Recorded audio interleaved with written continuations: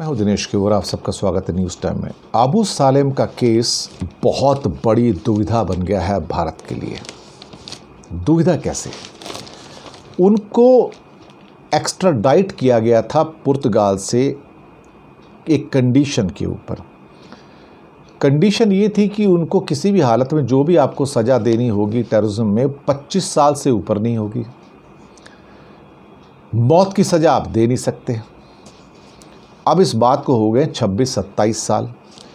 तो supreme court जो है बहुत गुस्से में है और जिस समय अबू सालेम को कंडीशंस के अंतर्गत भारत लाया गया था उस टाइम LK आडवाणी साहब भारत के डेप्यूटी प्राइम मिनिस्टर थे और उन्होंने ये शर्त मंजूर की थी कि ना तो उनको डेथ पेनल्टी दी जाएगी अंडर द इंटरनेशनल एक्स्ट्राडिशन जो एग्रीमेंट होते हैं और ना ही उनको 25 साल से ऊपर की जिसे देखा जाए सज़ा दी जा सकती है।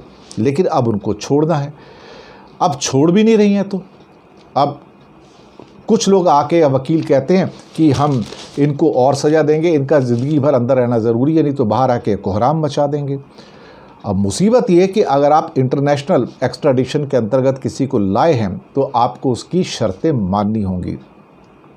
इस मामले में सुप्रीम कोर्ट ने बहुत बड़ी चेतावनी दे दी है कि अगर आपने ये आर्बिट्रेशन की शर्तें नहीं मानी साइन करने के बाद भी तो भविष्य में कोई भी एक्स्ट्राडिशन करने को इंडिया को तैयार नहीं होगा। ये बात समझ लीजिए। अगर आप किसी को एक्स्ट्राडिशन के द्वारा इंडिया में मंगाना चाहते हैं तो दूसरा देश कहेगा since you do not respect the conditions laid down in the extradition we will not hand over the people to you.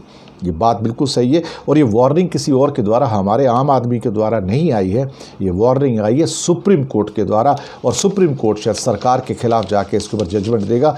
या तो अबू सालेम को छोड़ा जाएगा या फिर शायद उन्होंने बीच में एक बार कहा था कि मुझे पुर्तगाल वापस भेज दिया जाए और सरकार को बाध्य होकर उनको या तो छोड़ना पड़ेगा या फिर वापस भेजना पड़ेगा।